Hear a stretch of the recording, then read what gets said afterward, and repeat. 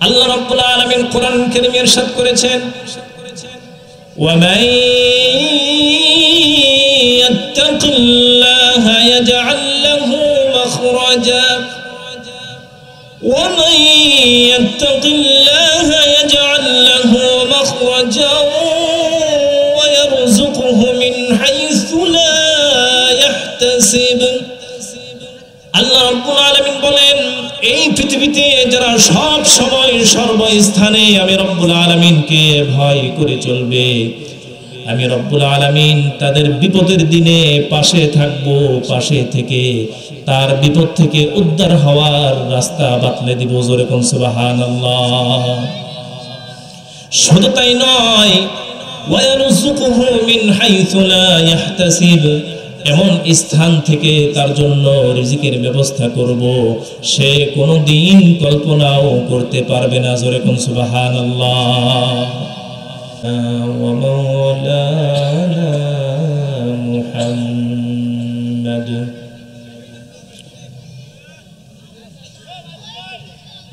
আরসালাহু আল্লাহু তাআলা বিল হক بشيرا ونذيرا وداعيا إلى الله بإذنه وسراجا منيرا فقد قال الله تعالى في كلامه المجيد وفي فرقانه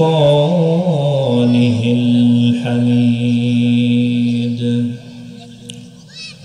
شكرا لمحبتكم أعوذ بالله من الشيطان الرجيم بسم الله الرحمن الرحيم يا أيها الذين آمنوا اتقوا الله حق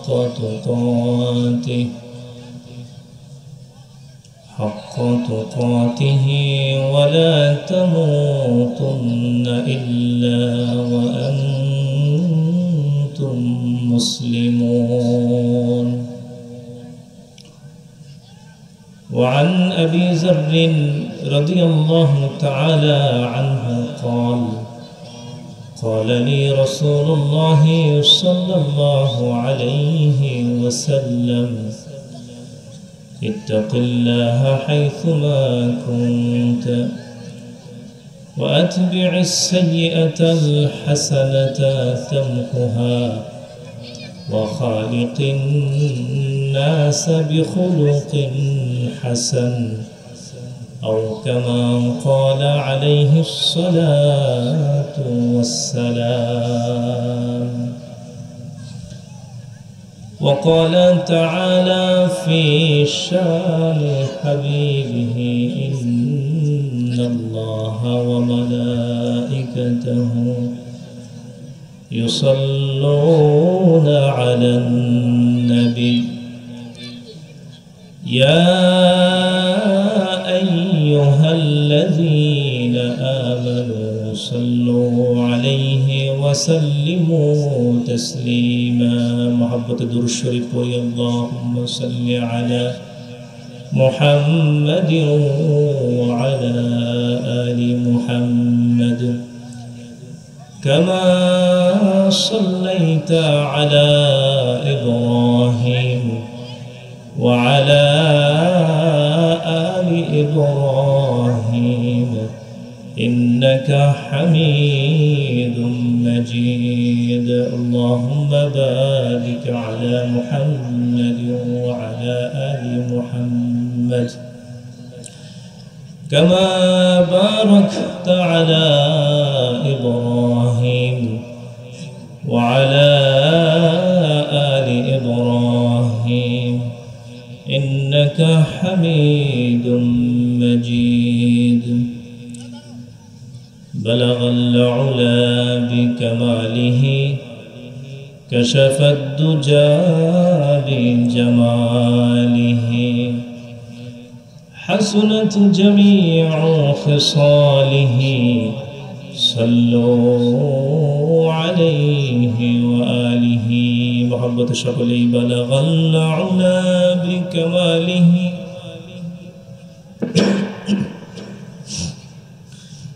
حسنت جميع خصاله صلوا عليه وآله একটু মুখতাসর জিকির করি লা ইলাহা ইল্লাল্লাহ লা ইলাহা ইল্লাল্লাহ লা ইলাহা ইল্লাল্লাহ লা ইলাহা ইল্লাল্লাহ লা ইলাহা ইল্লাল্লাহ সকলে জোরে লা ইলাহা ইল্লাল্লাহ لا إله إلا الله لا إله إلا الله محمد رسول الله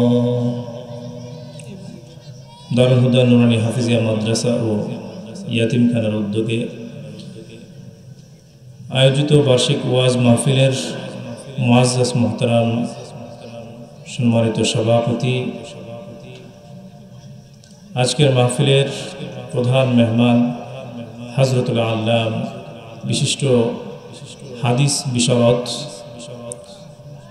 মুফাসসিরে কুরআন বিশিষ্ট ইসলামিক চিন্তাবিদ হযরতুল আল্লাম মাওলানা নুরুল আবসার আল আজহারি হাফিজাহুল্লাহ।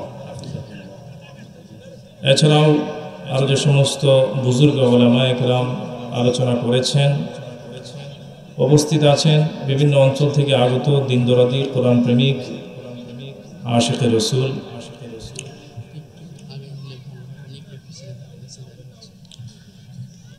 পর্দার আড়ালে পর্দানিশীন মুহতারামা মা ও বোনেরা, সকলকে অনুরোধ করব যারা বাহিরে আছেন, রাস্তায় দাঁড়িয়ে আছেন, একটু ভেতরে আসেন এবং ভেতরে যারা আছি সামনের খালি জায়গাগুলো পূরণ করে সামনের দিকে এগিয়ে আসি, মাঝখানের খালি জায়গাগুলো পূরণ করে বসি, একটু নাড়াচাড়া দেই, পেছনের ভাইরা সামনের খালি জায়গাগুলো পূরণ করে বসি, এদিকে খালি জায়গা আছে এই খালি জায়গাগুলো পূরণ করে বসি, একটু নাড়াচাড়া দেই, হরকত করে আল্লাহ পাক বরকত দিবেন। জি, সামনের খালি জায়গাগুলো পূরণ করে বসি। বাহিরে যারা দাঁড়িয়ে আছি, রাস্তায় দোকানপাটে ঘোরাফেরা করছি, অনুরোধ করব আজকের এই মাহফিল 1 বছর পর অনুষ্ঠিত হচ্ছে, আবারও 1 বছর পর হয়তো অনুষ্ঠিত হবে, প্রতিদিন মাহফিল হবে না। বাইরে যারা দাঁড়ানো আছি প্যান্ডেলের ভেতর চলে আসি, মাঝখানের ফাঁকা জায়গাগুলো পূরণ করে বসি।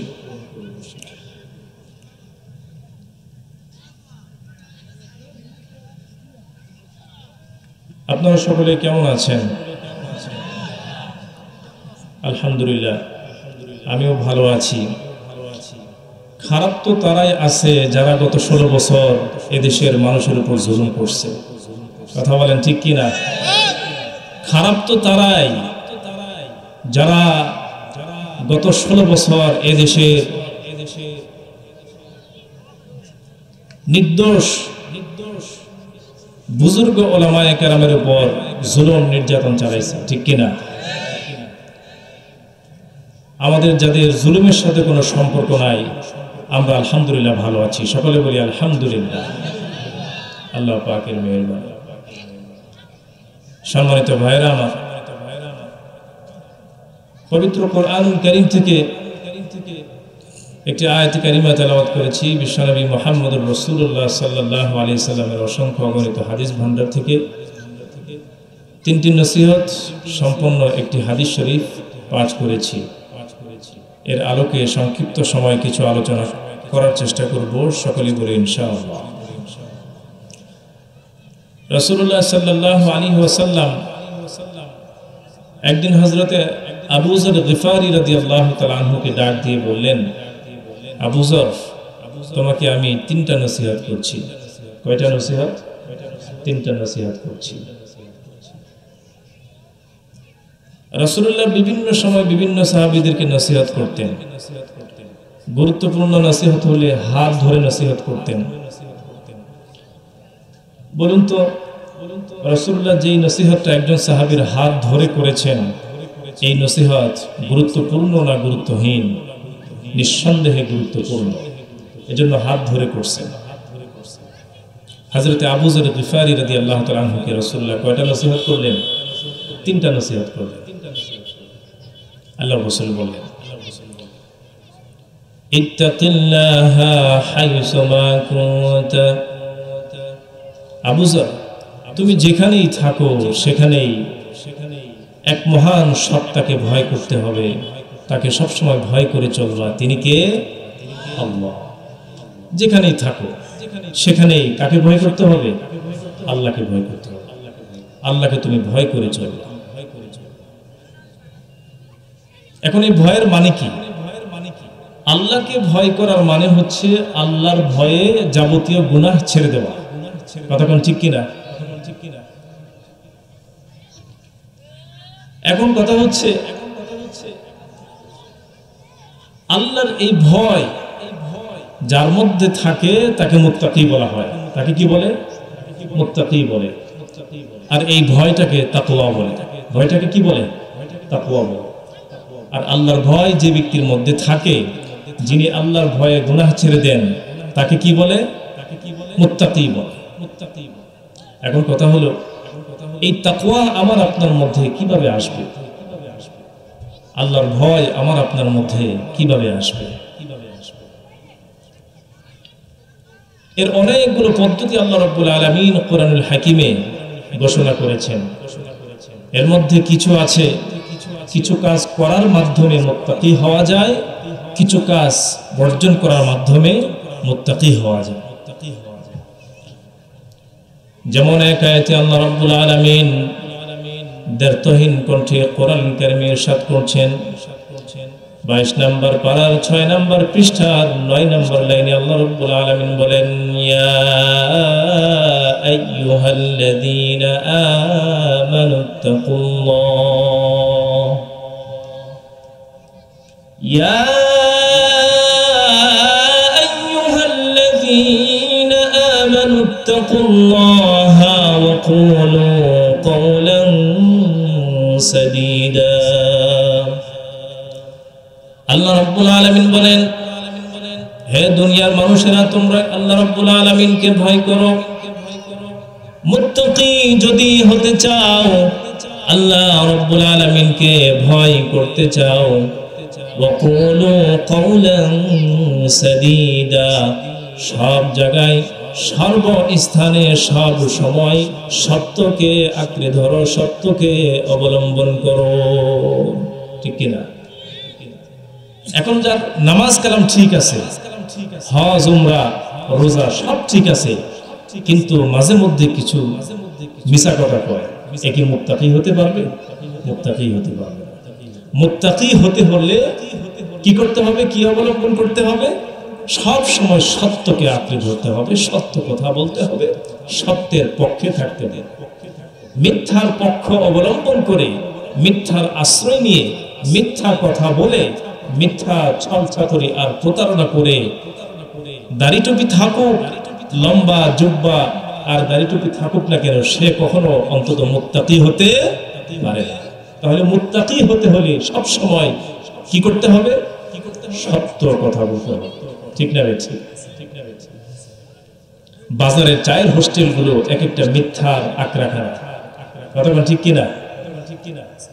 যত গীবত শিকায়েত মিথ্যা সব কিছু যেখানে হয়, সেই জায়গাটার নাম কি? বাজার আর চায়ের দোকান। ঠিক কিনা? শিকায়েত, গীবত। দুই মুরব্বী চা পান করতেছে, চা খাইতেছে, তো বাজারের পাশ দিয়ে মসজিদের ইমাম সাহেব হেঁটে যাচ্ছে। এখন একজন আরেকজনকে ঠেলা দিয়ে বলে, দেখছো ইমাম সাহেব এত জোরে হাঁটা দিছে, মনে হয় 1 মাস পরে দাওয়াত পাইছে। কথা বুঝেন না? অনেকদিন ধরে দাওয়াত পায় না, মনে হয় 1 মাস পরে দাওয়াত পাইছে, জোরে হাঁটা দিছে। আবার ইমাম সাহেব আস্তে আস্তে হেঁটে গেলেও দোষ। দেখছো ইমাম সাহেব এত আস্তে আস্তে হাঁটতেছে, দাওয়াত খায় টাল হয়ে গেছে, পেট লয়ে লড়তে পারে না। কতক্ষণ এরকম শেকায়াত, গীবত, পরনিন্দা, নিন্দা চর্চা, এগুলো বাজারের চায়ের হোস্টেলগুলোতে আছে না নাই? আছে। আবার আড্ডাকে গরম করার জন্য, আড্ডাকে একটু রসালো করার জন্য মিথ্যা কৌতুক বলা হয়, মিথ্যা কৌতুক বলে মানুষকে হাসানো হয়, আছে না নাই? আল্লাহ রাসূল সাল্লাল্লাহু আলাইহি ওয়াসাল্লাম তিনিও তো কৌতুক করেছেন সাহাবায়ে কেরামের সাথে, তার স্ত্রীদের সাথে কৌতুক করেছেন, মজা করেছেন, কিন্তু কোনোদিন মিথ্যার আশ্রয় নেন না। একজন সাহাবী এসে বলতেছে, ইয়া রাসূলুল্লাহ, আমাকে একটা উট দেন। তা আল্লাহ রাসূল আরেকজনকে বললেন, ওরা একটা উটের বাচ্চা দিয়ে দাও। কি দিয়ে দাও? ওরা একটা উটের বাচ্চা দিয়ে দাও। তো সাহাবী বলতেছে, ইয়া রাসূলুল্লাহ, আমি চাইলাম উট, যাতে ওর কাঁধে আমি সওয়ার হতে পারি। এখন আপনি যদি আমাকে দেন উটের বাচ্চা, তা আমি তো ওর কাঁধে সওয়ার হব দূরের কথা, ওরে আমার কাঁধে সওয়ার করতে হবে। কথা কোন ঠিক না? ঠিক। আল্লাহ রাসূল বলতেছে, আরে নির্বোধ, তোমাকে পূর্ণ বয়সে একটা উটই দিব, কিন্তু এই উটটাও তো তার মায়ের বাচ্চা। কথা কোন সুবহানাল্লাহ। আল্লাহ রাসূল সাহাবীদের সাথে মিথ্যা বলেন নাই, মজা করেছেন, এমন কায়দায় মজা করেছেন, কথা মিথ্যা নয়, কিন্তু মাঝখান দিয়ে আবার রসাত্মক, রসালো মজাও হয়ে গেছে। কথা কোন ঠিক কিনা? একজন বৃদ্ধা মহিলা, তিনি কোরআনুল কারীম তেলাওয়াত করতেছেন, সূরাতুল ওয়াকিয়া তেলাওয়াত করতেছেন। আল্লাহর রাসূল ওই মুহূর্তে তার কাছে গেলেন, গিয়ে বলতেছেন, আল্লাহর জান্নাতে কোনো বৃদ্ধা মহিলার ঠাঁই নাই, স্থান নাই। এখন মহিলা কোরআনুল কারীম বন্ধ করে, তেলাওয়াত বন্ধ করে কান্নাকাটি শুরু করে দিছে। বলতেছে, ইয়া রাসূলুল্লাহ, আপনার কথাকে বিশ্বাস করে জান্নাত না দেখে জান্নাতের উপর ঈমান আনলাম, আল্লাহকে না দেখে আল্লাহর উপর ঈমান আনলাম। এখন আমি বৃদ্ধা মহিলা, আমার মৃত্যুর পর আমার যদি জান্নাতে ঠাঁই না হয়, তাহলে ঈমানের লাভটা হলো কি? মহিলা কান্নাকাটি করতেছে। আল্লাহর রাসূল বললেন, মহিলারে, তুমি যে কোরআনুল কারীম তেলাওয়াত করতেছো, সূরাতুল ওয়াকিয়া তেলাওয়াত করতেছো, সূরাতুল ওয়াকিয়ার মধ্যে তুমি কি এই আয়াতটা পড়ো নাই? আল্লাহ রাব্বুল আলামিন বলেছেন, ইন্না জাআলনাহুন্না আবকারা।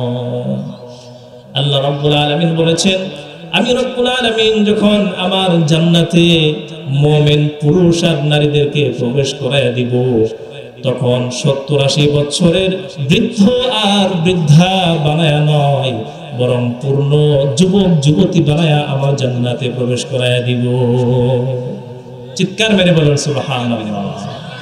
এখন গিয়ে মহিলা শান্ত হয়েছে যে তুমিও জান্নাতে যাইবা, কিন্তু যখন জান্নাতে যাবা তখন তুমি আর এরকম 70 বছরের বৃদ্ধা থাকবা না। এখন মহিলা শান্ত হয়েছে। তো রাসূলুল্লাহ যে কথাটা বললেন, একটু মজা করলেন মহিলার সাথে। রাসূলুল্লাহর কথা শুনে মহিলা কেঁদে দিল। কথাটা কি মিথ্যা ছিল? কথাটা মিথ্যা ছিল না, কিন্তু মাঝে দিয়ে একটু মজাও হয়ে গেল। কথা কোন ঠিক না বেঠি? এভাবে রাসূলুল্লাহ সাহাবায়ে কেরামের সাথে আনন্দ করতেন, উল্লাস করতেন, মজা করতেন, ভালোবাসা বিনিময় করতেন, কিন্তু মিথ্যার আশ্রয় নিতেন না। আমরা আমাদের আত্মাগুলোকে গরম করার জন্য, রসালো করার জন্য মিথ্যা কৌতুকের আশ্রয় নেই। এজন্য আল্লাহ রাব্বুল আলামিন বললেন, মিথ্যার আশ্রয় নিয়ে কেউ কখনো মুত্তাকি হতে পারে না। মুত্তাকি যদি হতে চাও, সত্যকে আঁকড়ে ধরো। যেরকম ঠিক না? কেউ যদি মুত্তাকি হতে চায়, কিছু কাজ আছে যেগুলো তাকে বর্জন করতে হবে। এর মধ্যে একটা হচ্ছে সুদকে বর্জন করতে হবে। আল্লাহ রাব্বুল আলামিন কোরআন কারীমের মধ্যে 3 নম্বর পারার 6 নম্বর পৃষ্ঠার 9 নম্বর লাইনে জানিয়ে দিয়েছেন। আল্লাহ রাব্বুল আলামিন বলেন, ইয়া আইয়ুহাল্লাযীনা আমানুত্তাকুল্লাহা ওয়া যারু মা বাকিয়া মিনার রিবা ইন কুনতুম মুমিনিন। আমাদের সমাজে কিছু মানুষ এমন রয়েছে, যিনি নামাজ পড়েন, তাহাজ্জুদ পড়েন, ইশরাক পড়েন, হজ করেন, যাকাত দেন, বছরে বছরে হজ করেন, লম্বা কুর্তা জামা পরেন, দাড়ি টুপি আছে, কিন্তু খবর নিয়ে দেখা যায় লোকটা হচ্ছে সুদের মহাজন। কথা কোন আছে না নাই? লোকটা নিজেকে লম্বা জামা পরে বড় মুত্তাকি মনে করে, আল্লাহ ওয়ালা মনে করে, কিন্তু আল্লাহ রাব্বুল আলামিন বলতেছেন ইত্তাকুল্লাহা ওয়াজারু মা বাকিয়া মিনার রিবা ইন কুনতুম মুমিনিন। মুত্তাকি যদি হতে চাও সুদের সাথে সব ধরনের সম্পর্ক ছিন্ন করতে হবে, ঠিক কি না? সুদের সাথে সম্পর্ক রেখে কোনো ব্যক্তি কখনো মুত্তাকি হতে পারে না। এখন কথা হলো,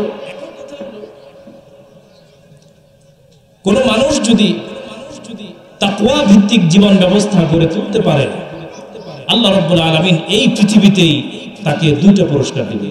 কয়টা পুরস্কার? দুইটা পুরস্কার দিবে। একজন মানুষ সব সময় সর্বস্থানে তার অন্তরের ভেতর আল্লাহর ভয়কে রেখে তার জীবন ব্যবস্থা পরিচালনা করেছে, এমন মানুষকে আল্লাহ রাব্বুল আলামিন কয়টা পুরস্কার দিবেন? দুনিয়ার জমিনে থাকতে দুইটা পুরস্কার দিবেন। আল্লাহ রাব্বুল আলামিন কোরআন কারীমে ইরশাদ করেছেন, ওয়ামান ইয়াত্তাকিল্লাহা ইয়াজআল লাহু মাখরাজা ওয়ামান ইয়াত্তাকিল্লাহা ইয়াজআল লাহু মাখরাজা ওয়া ইয়ারযুকুহু মিন হাইসু লা ইয়াহতাসিব। আল্লাহ রাব্বুল আলামিন বলেন, এই পৃথিবীতে যারা সব সময় সর্বস্থানে আমি রব্বুল আলামিনকে ভয় করে চলবে, আমি রব্বুল আলামিন তাদের বিপদের দিনে পাশে থাকব, পাশে থেকে তার বিপদ থেকে উদ্ধার হওয়ার রাস্তা বাতলে দিব। জোরে কোন সুবহানাল্লাহ।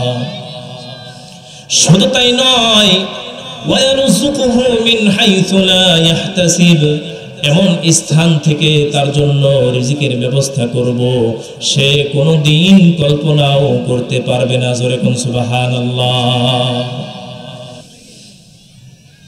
হযরত ওমর ফারুক রাদিয়াল্লাহু তাআলা আনহু মক্কায় একজন শক্তিধর মানুষ ছিলেন, মদিনায় ছিলেন আউফ ইবনে মালিক আশজাঈ রাদিয়াল্লাহু তাআলা আনহু, তিনিও ছিলেন মদিনায় একজন শক্তিধর মানুষ, নেতা শ্রেণীর মানুষ।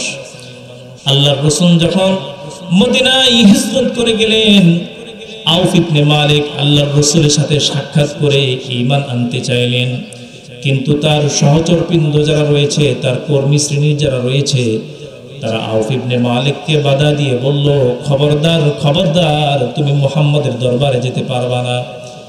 তুমি যদি মুহাম্মাদের দরবারে চলে যাও, মুহাম্মদ সাল্লাল্লাহু আলাইহি ওয়াসাল্লামের চেহারায় যে নূর রয়েছে, নূর দেখা মাত্রই তুমি ঈমান নিয়ে আসবা।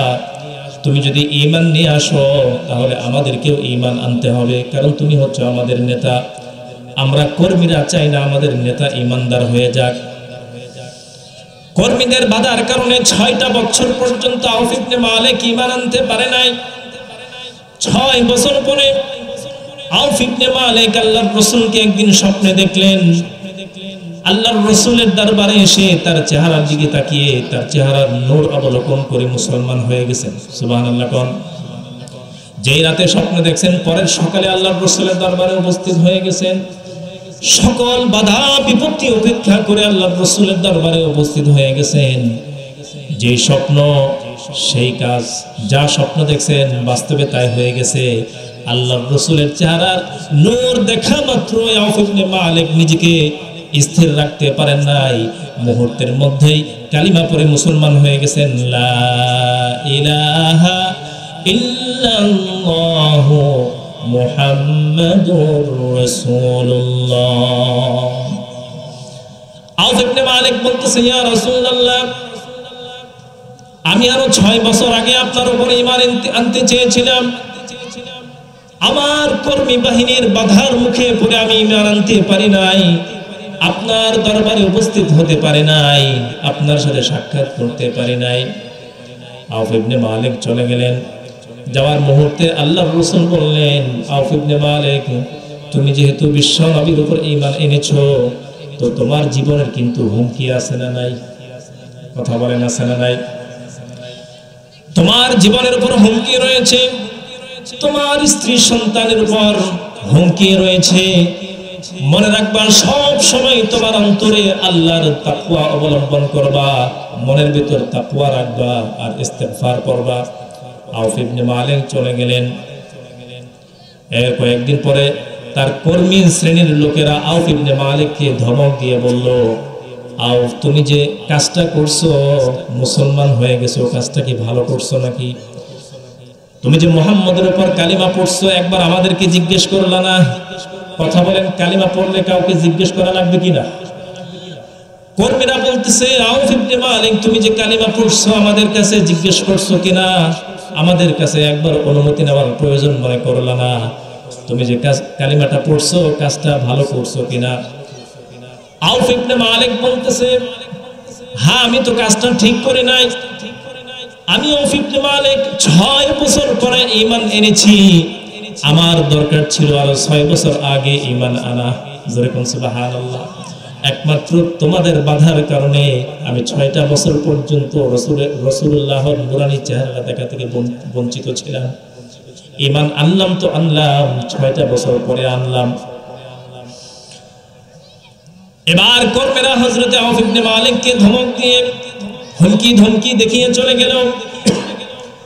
তার স্ত্রীর কাছে চলে গেল, গিয়ে বলতেছে, স্ত্রী তুমি কি জানো তোমার স্বামী ঈমান আনয়ন করেছে? স্ত্রী বলতেছে, আমি তো শুনেছি, তবে পরবর্তীতে শুনেছি, যখন ঈমান আনছে আমার কাছে পরামর্শ করে নাই। এবার কর্মীরা বলতেছে, তুমি আমাদের দলের মধ্যে থাকো, আমাদের দলভুক্ত থাকো, তোমাকে আমরা সহযোগী বানিয়ে তোমার নেতৃত্বে তোমার স্বামীকে একটু ধলাই করতে চাই, একটু সাইজ করতে চাই। এবার স্ত্রী বেঁকে বসছে। স্ত্রী বলতেছে, এতক্ষণ পর্যন্ত যা বলছিলা সব ঠিক ছিল, কিন্তু স্ত্রীর কাছে বলতেছো তার স্ত্রীকে সাথে নিয়ে তার স্বামীরা ধলাই করবা, এটা কিন্তু আমি মেনে নিতে পারি না। খবরদার খবরদার। এতদিন পর্যন্ত চিন্তা করেছিলাম মুসলমান স্বামী যেহেতু মুসলমান হয়েছে, আমি স্ত্রী আর বাকি থেকে লাভ কি, আমি মুসলমান হয়ে যাব কিছুদিন পরে। কিন্তু আজকে তোমাদের কুপরামর্শ শুনে আর দেরি না করে এই মুহূর্তে আল্লাহর রাসূলের উপর কালিমা পড়ে মুসলমান হয়ে গেলাম। এখান থেকে নৈরাশ হয়ে চলে গেল ছেলের কাছে। ছেলের নাম হচ্ছে হযরতে সালেম। ছেলের নাম কি? ছেলের নাম হচ্ছে হযরতে সালেম। তার কাছে গিয়ে বলতেছে, সালেম তুমি কি জানো তোমার মা এবং বাবা মুসলমান হয়ে গেছে? বলে, আগে তো শুনি নাই, এখন তোমাদের কাছ থেকে শুনলাম। এবার তারা বলতেছে, তুমি আমাদের সাথে থাকো, তোমাকে নিয়ে তোমার মা এবং বাবাকে একটু ধোলাই করতে চাই, সাইজ করতে চাই, তুমি আমাদের সাথে থাকো। এবার সালেম বলতেছে, খবরদার খবরদার, সন্তানকে নিয়ে তার মা বাবার বিরুদ্ধে সন্তানের নেতৃত্বে তাদেরকে সাইজ করবা, এত বড় দুঃসাহস তোমাদেরকে কে দিয়েছে? আমার মা বাবা যেহেতু মুসলমান হয়ে গেছে, আমিও হয়তো বা কিছুদিন পর মুসলমান হয়ে যাইতাম, কিন্তু আজকে তোমাদের কুপরামর্শের কথা শুনে এই মুহূর্তে রাসূলুল্লাহর উপর কালিমা পড়ে মুসলমান হয়ে গেলাম। জোরে কোন সুবহানাল্লাহ। স্ত্রী এবং সন্তানের কাছ থেকে তারা যখন নৈরাশ হয়ে গেল, এবার তারা সন্তানের বিরুদ্ধে ষড়যন্ত্র শুরু করলো। হযরতে সালেম বাজার থেকে যখন বাড়ির দিকে রওনা হয়েছেন, সালেমকে রাতের আধারে গুম করে ফেলছে, কিডন্যাপ করে ফেলছে, অপহরণ করে ফেলছে। হযরত আউফ ইবনে মালিক আল্লাহর রাসূলের কাছে আসলেন, ইয়া রাসূলুল্লাহ, আপনি শুরুতে আমাকে বলে দিয়েছিলেন আমি ঈমান আনয়ন করেছি, এজন্য আমার পরিবারের উপর ঝুঁকি আসতে পারে। ঝুঁকি তো এসেছে, আমার সন্তানকে কিডন্যাপ করা হয়েছে, আমার সন্তানের শোকে আমার স্ত্রী খাওয়া দাওয়া সব কিছু বন্ধ করে দিয়েছে। আল্লাহর রাসূল বললেন, আউফ ইবনে মালিক তুমি রোজা রাখো, তোমার সন্তান ফিরে আসবে। তিনি রোজা রাখলেন, সন্তান আসে নাই। পরের দিন আবার রোজা রাখতে বললেন, রোজা রাখলেন, তাও সন্তান ফিরে আসে নাই।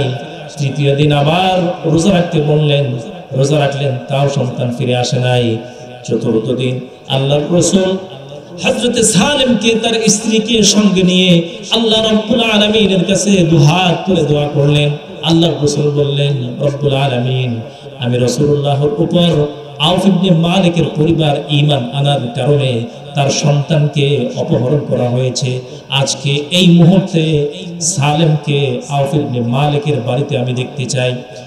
দোয়া যখন শেষ হয়ে গেল, আল্লাহর রাসূল আউফ ইবনে মালিককে ডাক দিয়ে বললেন, এই আমার সাহাবী, খেয়াল করে শোনো, মনোযোগ দিয়ে শোনো, আমরা তিনজন মিলে যেই দোয়া করেছি আল্লাহ রাব্বুল আলামিন এই মুহূর্তে আমাদের দোয়া কবুল করেছেন। জোরে কোন সুবহানাল্লাহ। আল্লাহর রাসূল বলতেছেন, তোমার সন্তান সালেম আজকে রাতেই তোমার বাড়িতে এসে বলবে, আব্বা জান, আম্মা জান, দরজা খুলে দেন, আপনাদের সন্তান ঘরে ফিরে আসছে। সুবহানাল্লাহ। আল্লাহর রাসূল ভবিষ্যৎবাণী করছেন, মিথ্যা হওয়ার সম্ভাবনা আছে না নাকি? কোনো মিথ্যা হওয়ার সম্ভাবনা নাই। রাত হয়ে গেছে, মা এবং বাবা অপেক্ষায় রয়েছে সন্তানের। এমন মুহূর্তে আল্লাহ রাব্বুল আলামিন সালেমকে যেই বালুকাময় মরুভূমিতে একটা নির্জন জায়গায় বন্দী করা হয়েছিল, আবদ্ধ করা হয়েছিল, ওই বালুকাময় মরুভূমিতে ধূলি ঝড় শুরু হয়ে গেছে, বৃষ্টিপাত শুরু হয়ে গেছে। যে মরুভূমিতে 6 মাস 1 বছর পর্যন্ত কোনো বৃষ্টির দেখা মেলে না, ওই বালুকাময় মরুভূমিতে আল্লাহর রাসূলের দোয়ার বরকতে ধূলিঝড় শুরু হয়ে গেছে, বৃষ্টি শুরু হয়ে গেছে। ধূলিঝড়ের কারণে কাফেররা কেউ কাউকে দেখতে পাচ্ছিল না, তাদের চোখগুলো বন্ধ হয়ে গেল। সালেম তাদের ওই আবদ্ধ জাল থেকে নিষ্কৃতি পেয়ে উদ্ধার হয়ে মুক্তি লাভ করে বাড়ির দিকে রওনা হয়েছেন। পথিমধ্যে আসার সময় একটা রশির মধ্যে 100 উট বাঁধা দেখলেন। সালেম মনে মনে চিন্তা করলেন, এই উটগুলো তো আমার নয়, এগুলো বিভিন্ন জায়গায় বিক্ষিপ্ত হয়ে যাচ্ছে। আসমান থেকে একজন ফেরেশতা ঘোষণা করে বলতেছে, সালেম, এই উটগুলোর মালিক হচ্ছে তুমি, তোমার পরিবার হচ্ছে এই উটগুলোর মালিক। দেরি না করে 100 উট তোমার সঙ্গে করে তোমার বাড়িতে নিয়ে যাও। সালেম রওনা হয়েছে 100 উট বাড়িতে নিয়ে। বাড়িতে যাওয়ার পর তার বাবাকে মাকে ডাক দিয়ে বলতেছে, আল্লাহ রাব্বুল আলামিন আপনাদের দোয়ার বরকতে আমি সালেমকে বাড়িতে ফিরিয়ে দিয়েছেন এবং 100 উট সঙ্গে করে ফিরিয়ে দিয়েছেন। এবার সালেমের বাবা বলতেছে, না না, 100 উটের মালিক তো তুমিও নও, আমিও নই, এই উটগুলো হচ্ছে অন্যজনের, এর মালিক কিন্তু আমরা নয়। আল্লাহর রাসূল যতক্ষণ পর্যন্ত আমাদেরকে ফতোয়া না দেবেন 100 উটের ব্যাপারে, ততক্ষণ পর্যন্ত উটগুলো আমরা গ্রহণ করতে পারি না। আল্লাহর রাসূলের কাছে গিয়ে বললেন, ইয়া রাসূলুল্লাহ, আপনার দোয়া কবুল হয়েছে, স্বচক্ষে দেখেছি, আমার হারানো সন্তান ফিরে এসেছে, আসার সময় 100 উট সঙ্গে নিয়ে এসেছে, উটগুলোর ব্যাপারে আপনার ফয়সালা কি? আল্লাহর রাসূল বলতেছে, উটের ব্যাপারে ফয়সালা কি আমি নিজেও তো জানি না, ফতোয়া জানতে হবে কার কাছে? আল্লাহ রাব্বুল আলামিনের কাছে ফতোয়া চাইতে হবে। আল্লাহ রাব্বুল আলামিন ফতোয়া জানায়া 100 উটের ব্যাপারে ফতোয়া জানায়া হযরত জিবরাইল আলাইহিস সালামকে জমিনে রাসূলুল্লাহর কাছে পাঠিয়ে দিলেন। সাথে সাথে আয়াত নাযিল করে দিলেন, ওয়া মান ইয়াত্তাকিল্লাহা ইয়াজআল লাহু মাখরাজা। আল্লাহ রাব্বুল আলামিন জানায়া দিলেন, এই পৃথিবীতে আমার যে কোনো বান্দা তার অন্তরে সব সময় আমি রব্বুল আলামিনের ভয় পোষণ করবে, আমি রব্বুল আলামিন বিপদে পড়লে তাকে বিপদ থেকে উদ্ধার করব এবং এমন স্থান থেকে রিজিক দিব, ওই স্থান থেকে রিজিক পাওয়ার কল্পনাও সে কোনোদিন করতে পারবে না। জোরে কোন সুবহানাল্লাহ। আল্লাহ রাব্বুল আলামিন জানায়া দিলেন, আউফ ইবনে মালিক সন্তানকে হারায় বিপদে পড়ছেন। সালেম কিডন্যাপারদের হাতে আবদ্ধ হয়ে বিপদের সম্মুখীন হয়েছেন। আল্লাহ রাব্বুল আলামিন তাকে বাড়িতে ফিরিয়ে দিয়েছেন এবং 100 উট তাদের মালিকানায় বানায়া দিয়েছেন। এটা ওই রিজিক হিসাবে, যেই রিজিকের কল্পনা কোনোদিন আউফ পরিবার করতে পারে না। জোরে কোন সুবহানাল্লাহ। এই আয়াত আল্লাহ রাব্বুল আলামিন নাযিল করে জানায় দিলেন, যারাই তার অন্তরে সব সময় আল্লাহর ভয় রাখবে, বিপদে পড়লে বিপদ থেকে উদ্ধার করবেন কে? আল্লাহ। শুধু উদ্ধার করবেন তা নয়, সাথে সাথে এমন রিজিকের ব্যবস্থা আল্লাহ রাব্বুল আলামিন করবেন যে রিজিকের কল্পনাও কোনোদিন ওই পরিবার করতে পারবে না। হযরত আউফ ইবনে মালিকের পরিবারকে দিয়ে আল্লাহ রাব্বুল আলামিন এই জ্বলন্ত দৃষ্টান্ত আমাদের সামনে রেখেছেন। এজন্য সব সময় সর্বস্থানে ভয় করব কাকে? জোরে বলেন, সব জায়গায় ভয় করব কাকে? আল্লাহ রাব্বুল আলামিনকে সব সময় সব জায়গায় ভয় করতে হবে। আমাদের মাঝে একটা ভুল ধারণা রয়েছে, আমরা মনে করি যার টাকা পয়সা সম্পদ রয়েছে, ক্ষমতা রয়েছে, সে মনে হয় সবচেয়ে ক্ষমতাধর, সে মনে হয় সবচেয়ে বেশি সম্মানিত। কিন্তু আল্লাহর রাসূল সম্মানের মানদণ্ড দিয়েছেন তাকওয়ার ভিত্তিতে। আল্লাহর রাসূল বলেন, আল্লাহর রাসূল বলেন আকরামুহুম আতকাহুম, মানুষের মধ্যে যার মধ্যে তাকওয়া বেশি সেই হচ্ছে আল্লাহ রাব্বুল আলামিনের কাছে সবচেয়ে বেশি সম্মানিত। ঠিক কি না? যার সম্পদ বেশি, ক্ষমতা বেশি, সম্মানের মানদণ্ড এটা নয়। সম্মানের মানদণ্ড হচ্ছে যার মধ্যে তাকওয়া যত বেশি, আল্লাহর ভয় যত বেশি, সে আল্লাহর কাছে তত সম্মানিত। আল্লাহ রাসূল হযরতে আবু যর গিফারীকে প্রথম নসিহত করলেন, আবু যর ইত্তাকিল্লাহা হাইসুমা কুনতা, তুমি যেখানেই থাকো না কেন ভয় করবা কাকে? আল্লাহ। আল্লাহ রাসূল এবার দ্বিতীয় নসিহত করতেছেন আবু যর গিফারীকে, হে আবু যর ওয়াতবি'is সাইয়্যাতাল হাসানাতা তামহুহা, আবু যর যখনই তুমি কোনো গুনাহ করে ফেলবা তো গুনাহের পরক্ষণে একটা নেক কাজ করে ফেলবা, ওই নেক কাজটা তোমার পূর্বের গুনাহকে মিটিয়ে দিবে। সুবহানাল্লাহ। আমরা আমাদের জীবনে প্রতিনিয়ত গুনাহ করি কি করি না? এই গুনাহগুলো কি হবে? এই গুনাহগুলোর ভবিষ্যৎ কি? এই গুনাহগুলোকে মিটানোর দরকার আছে না নাই? এখন মিটানোর পদ্ধতিটা কি? যে গুনাহ করে ফেলেছি শয়তানের ধোঁকায় পড়ে, কোন আমল করলে, কোন নেক আমলটা করলে আল্লাহ পাক এই গুনাহগুলোকে মিটিয়ে দিবেন? এর মধ্যে এমন একটা আমল, যে আমল আমার জীবনের সকল গুনাহকে মুহূর্তের মধ্যে মিটিয়ে দিতে পারে, সেই আমলটার নাম হচ্ছে তওবা। সেই আমলটার নাম কি? তওবা। আপনি গুনাহ করেছেন 70 বছরের জিন্দেগিতে, 70 বছর পর্যন্ত গুনাহ করেছেন, আপনি খাঁটি দিলে যদি তওবা করেন, 70 বছরের গুনাহ এক মুহূর্তের মধ্যে মাফ করে দিবেন যিনি, তিনি কে? জোরে বলেন, তিনি কে? আল্লাহ রাব্বুল আলামিন সেই কথাটাই বলছেন কোরআনুল কারীমের মধ্যে 28 নম্বর পারা 20 নম্বর পৃষ্ঠার 2 নম্বর লাইনে রাব্বুল আলামিন বলেন, ইয়া আইয়ুহাল্লাযীনা আমানু তুবু ইলাল্লাহি তাওবাতান নাসুহা। আল্লাহ রাব্বুল আলামিন বলেন, হে ইমানদারগণ, তোমরা খাস দিলে খাঁটি তওবা করো। তোমরা যদি খাঁটি তওবা করতে পারো, আল্লাহ রাব্বুল আলামিন তোমাদেরকে এই পৃথিবীতে তোমাদের জীবনের সকল গুনাহগুলো মিটিয়ে দিবেন এবং মৃত্যুর পর আল্লাহ রাব্বুল আলামিন তার জান্নাতে প্রবেশ করায় দিবেন। সে জান্নাতে আমরা সকলে যেতে চাই কি চাই না? জান্নাতে যেতে হলে এই গুনাহগুলোকে জমিনে থাকতেই মিটিয়ে দিতে হবে। আর গুনাহগুলোকে মিটানোর একমাত্র পদ্ধতি হচ্ছে খাস দিলে আল্লাহ পাকের কাছে তওবা করতে হবে। তওবা কিভাবে করব? অনেকেই মনে করে আস্তাগফিরুল্লাহ আস্তাগফিরুল্লাহ পড়লেই বুঝি তওবা হয়ে যায়। গালের মধ্যে আবার নিজের গালে আবার নিজের চড় দেয়, থাপ্পড় দেয়, দিয়ে বলে তওবা করছি। তওবার পদ্ধতি এটা নয়। তওবা কিভাবে করতে হবে? 3 জিনিসের সমন্বয় হচ্ছে তওবা। কয় জিনিস? 3 জিনিসের সমন্বয়ে তওবা হয়। এক হচ্ছে আপনি যে গুনাহ করতেছিলেন সেই গুনাহকে তাৎক্ষণিকভাবে বর্জন করতে হবে, ছেড়ে দিতে হবে। 2 নম্বর, এই গুনাহ ভবিষ্যতে আর করব না, এই মর্মে আল্লাহ পাকের সাথে ওয়াদা করতে হবে যে আল্লাহ যা করছে আর কোনোদিন করব। আর 3 নম্বর, যে গুনাহগুলো হয়ে গেছে এই গুনাহের জন্য আল্লাহ পাকের কাছে লজ্জিত হতে হবে, অনুশোচনা করতে হবে। এই 3 জিনিসের সমন্বয় যদি আমার আপনার মধ্যে থাকে, এর মাধ্যমে যদি আপনি তওবা করি, তাহলে আল্লাহ রাব্বুল আলামিন কি করবেন? জীবনে যা কিছু গুনাহ করছি, 80 বছর পর্যন্ত গুনাহ করছি, গুনাহ করতে লাগছে কত বছর? 80 বছর। এই গুনাহকে মাফ করতে লাগবে না 8 সেকেন্ড। সুবহানাল্লাহ বললেন না? একজন মানুষ, একটা দৃষ্টান্ত দেই, একজন মানুষ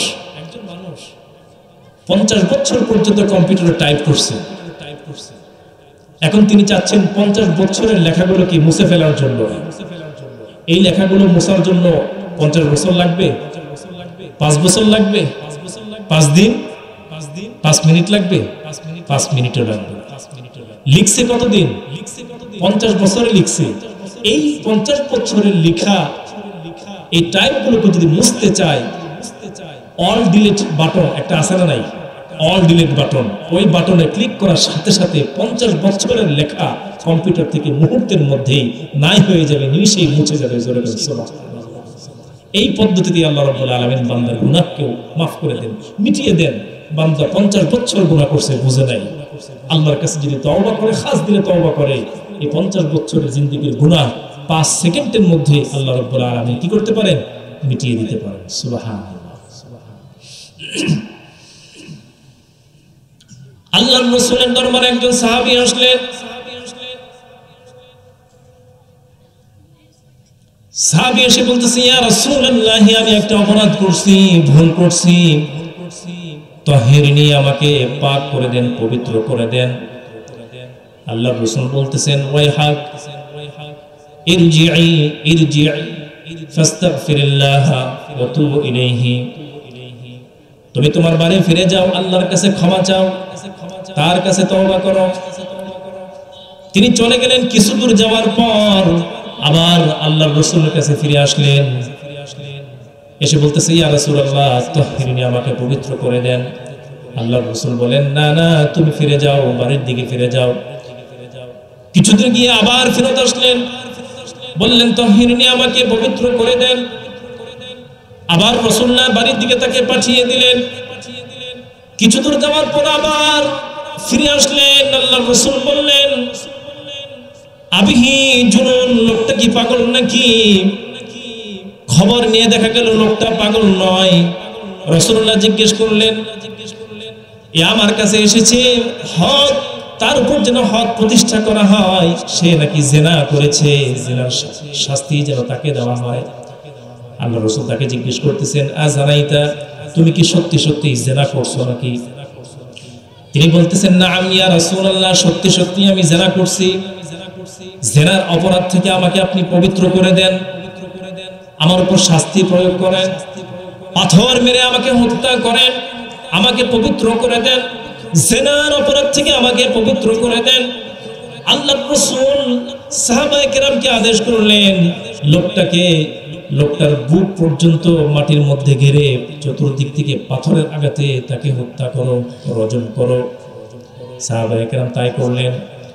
এবার আল্লাহর রাসূল কিছুদিন 2-3 দিন পর সাহাবায়ে কেরামের কাছে এসে বললেন, তোমরা এই মাইজ যে সাহাবীটা যাকে রজম মারা হয়েছে, পাথরের আঘাতে হত্যা করা হয়েছে, তার জন্য আল্লাহ পাকের কাছে ক্ষমা চাও।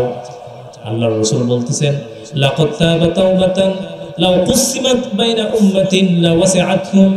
আল্লাহর রাসূল সাহাবায়ে কেরামকে ডাক দিয়ে বললেন, মাইজ এই সাহাবী জিনা করে জিনার অপরাধ থেকে তওবা করার জন্য আমার কাছে এসেছে, আমরা সকলে মিলে রজম মেরে তাকে দুনিয়া থেকে বিদায় করে দিয়েছি।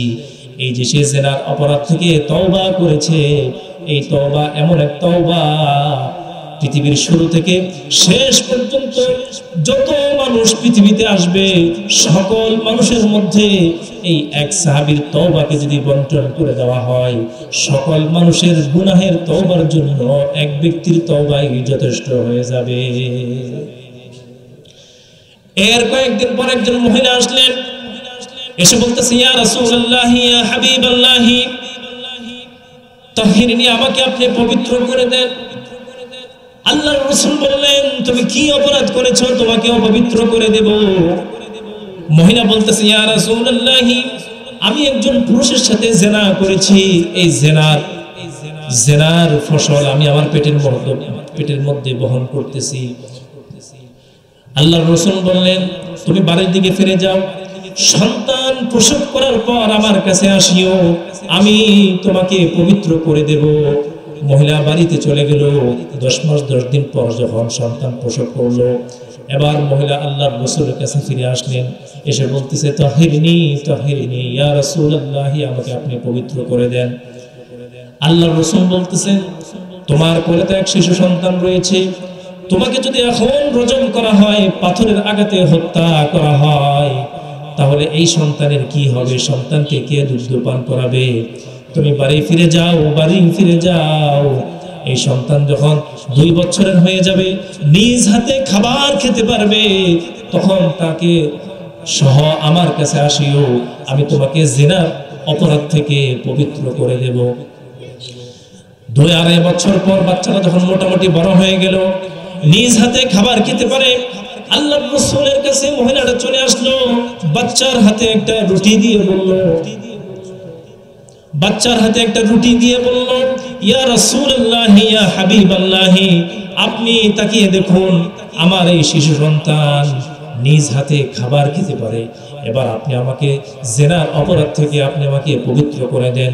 আল্লাহর রাসূল সাহাবায়ে কেরামকে বললেন, মহিলাটাকে বুক পর্যন্ত মাটির মধ্যে গেড়ে দিয়ে চতুর্দিক থেকে পাথরের আঘাতে তাকে হত্যা করে জিনার অপরাধ থেকে তাকে মুক্ত করে দাও।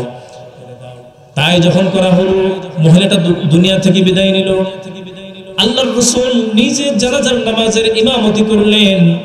হযরত ওমর ফারুক রাদিয়াল্লাহু তাআলা আনহু আল্লাহর রাসূলকে বললেন, ইয়া রাসূলুল্লাহ, আপনি যেই মহিলার জানাজার নামাজের ইমামতি করেছেন, এই মহিলাটা কিন্তু একজন জিনাকারিনী মহিলা। কথা কোন ঠিক কিনা? আপনি যেই মহিলার জানাজার নামাজের ইমামতি করেছেন, মহিলাটা কিন্তু একজন জিনাকারিনী। এমন একজন মহিলার জানাজার নামাজের ইমামতি আপনি কেন করলেন? আল্লাহর রাসূল ডাক দিয়ে বললেন, ওমর, খেয়াল করে শোনো, এই মহিলা জিনার অপরাধ থেকে বাঁচার জন্য, পবিত্র হওয়ার জন্য এমন তওবা করেছে। এই এক মহিলার তওবাকে যদি গোটা মদিনাবাসী সকল মানুষের মধ্যে বন্টন করে দেওয়া হয়, সকল মানুষের তওবার জন্য এক মহিলার তওবাই যথেষ্ট হয়ে যাবে। সুবহানাল্লাহ। আমরা কি বুঝতে পারলাম? তওবার মাধ্যমে বান্দার আমলনামায় আর কোনো গুনাহ থাকতে পারে না। বান্দা যদি খাস দিলে তওবা করে, এই তওবার মাধ্যমে আল্লাহ রাব্বুল আলামিন তার সারা জীবনের গুনাহকে কি করে মিটিয়ে দেন। সেই কথাটাই আল্লাহ রাব্বুল আলামিন বলতেছেন, ইন্নাল হাসানাতি ইউযহিবুনাস সাইয়্যাত। নিশ্চয়ই নেক আমল তওবা মানুষের সমস্ত গুনাহকে মিটিয়ে ফেলে। সুবহানাল্লাহ। রাসূলুল্লাহ সাল্লাল্লাহু আলাইহি ওয়াসাল্লাম একটা হাদিসের মধ্যে ইরশাদ করেছেন, আত-তাইবু মিনাজ যামবি কামান লা যামব। যে ব্যক্তি তওবা করে, এই ব্যক্তির অবস্থাটা এমন যে তার আমলনামায় কোনো গুনাহই ছিল না। সুবহানাল্লাহ। তওবা করার পর ওই ব্যক্তির আমলনামার অবস্থা এমন হয়ে যায় যে এই ব্যক্তিটা কেমন যেন কোনোদিন গুনাহ করে নাই। সুবহানাল্লাহ।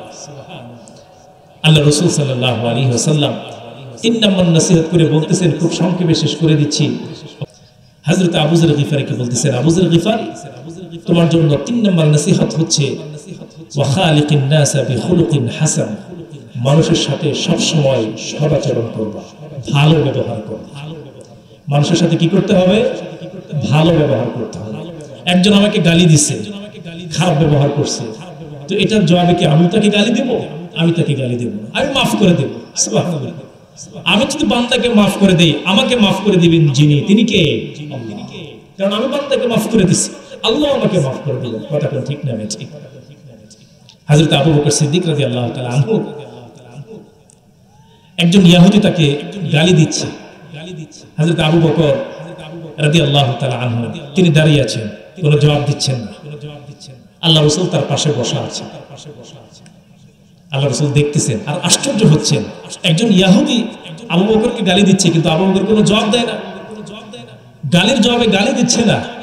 আল্লাহ রাসূল হাসতেছেন, আশ্চর্য হচ্ছেন আর হাসতেছেন।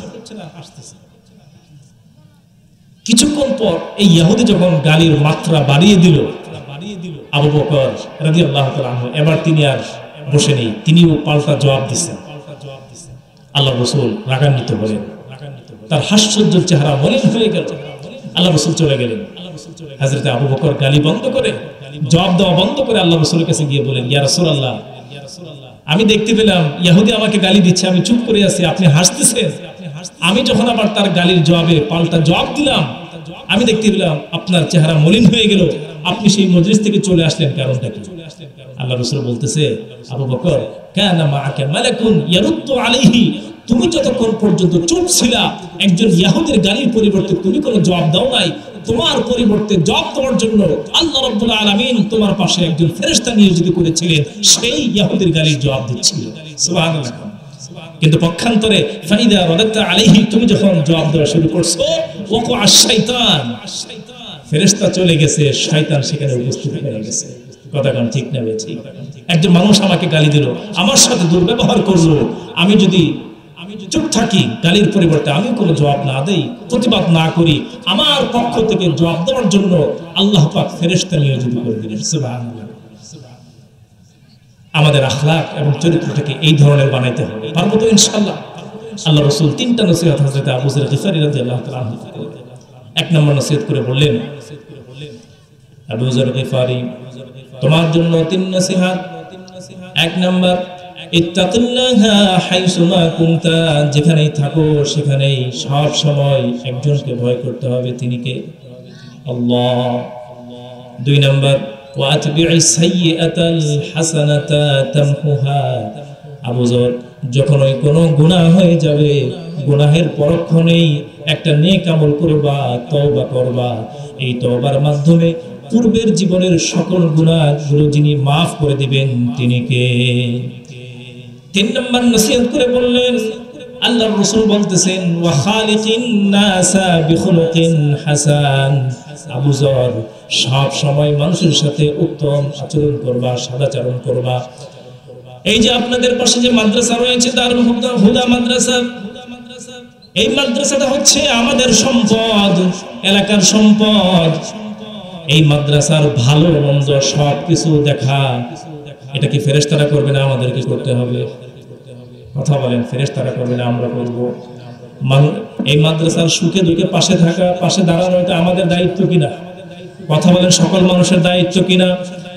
এই মাদ্রাসার ঘরের প্রয়োজন, ছাদের প্রয়োজন, ফ্যানের প্রয়োজন, যখন যা কিছু প্রয়োজন সব কিছুর অর্থায়ন করার জন্য আমাদেরকে যখন ওই ডাক দেওয়া হবে, আপনাদের কাছে হাত বাড়ানো হবে, তখন আমাদেরকে সাড়া দেওয়া লাগবে কি লাগবে না? জোরে বলেন, লাগবে কি লাগবে না? আমি আপনাদের কাছে বড় বড় অনুদান চাইবো না, ছোট্ট করে মাদ্রাসার খিদমতের জন্য এই মাদ্রাসার ছাত্র উস্তাদ যারা এখানে আলেম উলামা রয়েছেন, হাফিজে কোরআন রয়েছেন, মাওলানা মুফতি রয়েছেন, হাফিজে কোরআনদের জন্য আপনারা জানেন আল্লাহ রাব্বুল আলামিন একজন হাফিজে কোরআনকে পরকালে 10 জন জাহান্নামীর পক্ষে সুপারিশ করে জান্নাতে নেওয়ার সুপার পাওয়ার আল্লাহ রাব্বুল আলামিন দান করবেন। কথা কোন ঠিক কিনা? এই হাফিজে কোরআন আমাদের টাকা পয়সা, আমাদের কাপড় চোপড়, আমাদের অর্থ সব কিছু ব্যবহার করে হাফিজে কোরআনরা এখানে যোগ্য হাফিজ হিসেবে গড়ে উঠতেছে। এদের সুখে দুঃখে আমরা যদি পাশে থাকি, এরা কিয়ামতের ময়দানে বুঝে আমাদেরকে ভুলে যাবে। কথা বলেন, ভুলে যাবে নাকি? ভুলবে না। হাফিজে কোরআনরা তারা চিন্তা করবে, লজিম বাড়িতে লজিম ছিলাম, লজিম মাস্টার তিনি আমাকে খাওয়াইছেন, তিনি আমাকে পড়াইছেন, আজকে রব্বুল আলামিন হাফিজ হওয়ার বরকতে আমাকে 10 জন জাহান্নামের ব্যাপারে সুপারিশ করার তৌফিক দিয়েছেন। এর মধ্যে তার মা বাবার সাথে ওই লজিম মাস্টারকেও তিনি অন্তর্ভুক্ত করবেন কি করবেন না? এলাকার মানুষের সাহায্য সহযোগিতা নিয়ে হাফিজে কোরআন হাফিজ হয়েছে।